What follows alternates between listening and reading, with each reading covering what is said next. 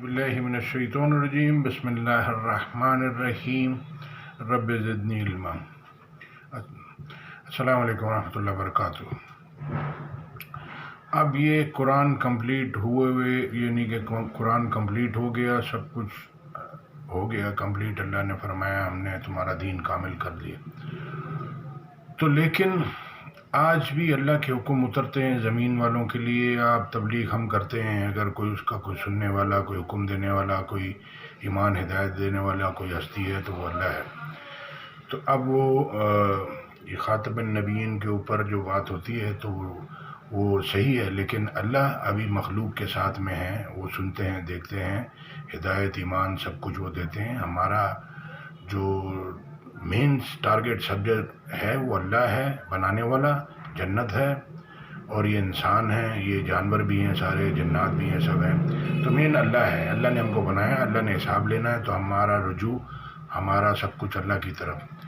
تو اب آیت سنتے ہیں سورہ نحل کی 125 کیا بتا رہی ہے تینوں زبانوں کے اندر، اور کوشش کرتے ہیں آپ کو ان آیتوں میں غور فکر کر کے اس کے علاوہ جو لوگ باتیں کرتے ہیں اور کچھ نظر آتا ہے، اور کچھ سنائی دیتا ہے، اور کچھ سمجھ میں آتا ہے۔ میں بس میں ہوں اور بس لوگ ہیں، اور باقی اللہ تو ہے ہی نہیں، اور اللہ کا سسٹم ہے ہی نہیں۔ آیت سنتے ہیں۔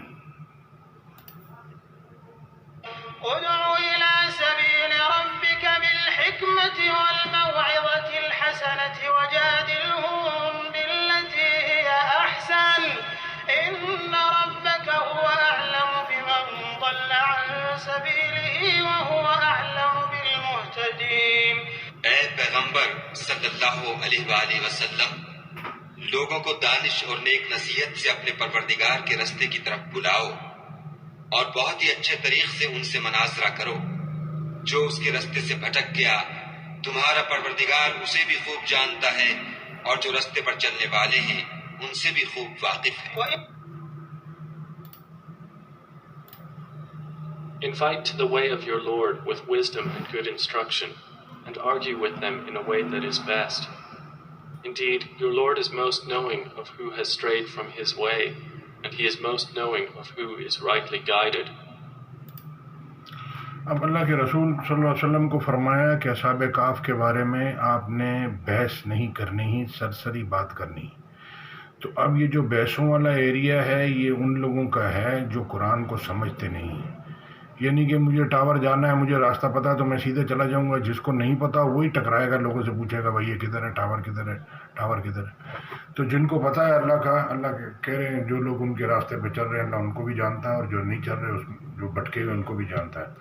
تو اللہ سے اللہم اہدنی فیمن ہدیت کہیں گے تو اللہ ہدایت دے گا۔ آپ کے کہنے سے پہلے اللہ دل میں جو آپ نیت کریں گے، یعنی کہ آپ کسی سے بات کچھ اور کر رہے ہوں گے، ہماری زبان عربی نہیں ہے، زیر زبر پیش کی لیکن جو آپ کے دل کی نیت ہوگی وہ اس یعنی کہ وہ پہلے انما الاعمال بالنیات، نیت کیا، عمل کا دار و مدار نیت پہ، نیت اچھی ہے تو اس کا رزلٹ بھی اچھا ہے، نیت میں ہی کھوٹ ہے تو پھر اس کا رزلٹ بھی برا ہے۔ جزاک اللہ خیر۔ السلام علیکم ورحمۃ اللہ۔ آیت میں کاپی پیسٹ کر کے ساتھ لگا دوں گا۔